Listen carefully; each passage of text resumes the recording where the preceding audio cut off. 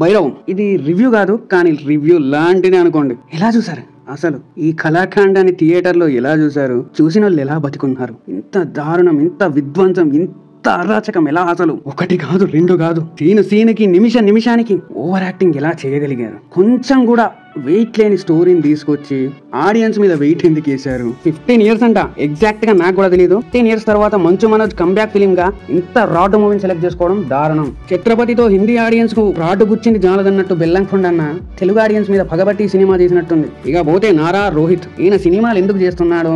నారా రోహితే కావాలని rod scripts ఎంచుకుంటారో, లేకపోతే rod స్క్రిప్ట్సే ఈయనను కోరి కావాలని ఈయననే ఎంచుకుంటాయో తెలియదు, కానీ ఈయన సినిమాలు అన్ని రాడ్లే. రివ్యూవర్లకి ఇది ఒక పండగరా? సినిమాకి కాదు, ఇంతవరకు సినిమాకు రివ్యూ ఇచ్చుంటారు వాళ్ళు, కానీ ఈ సినిమాలో సీన్ కి రివ్యూ ఇవ్వచ్చు, అంత డీటెయిలింగ్ ఉంది తెలుసా. డైరెక్టర్ పేరేదో కనక మేడులా ఉంది, మెడలో మంచి మేకులు గుచ్చాడు. ఇంకా ఇదో రీమేక్ మూవీ అంట. 90s లో వచ్చిన స్నేహం అంటే ఇదేరా, స్నేహం కోసం లాంటి మూవీస్ ని కాపీ కొట్టి కాదు, ఆ సినిమానే 2025 లో తీసి మన మొహాన తగలేశాడనమాట డైరెక్టర్.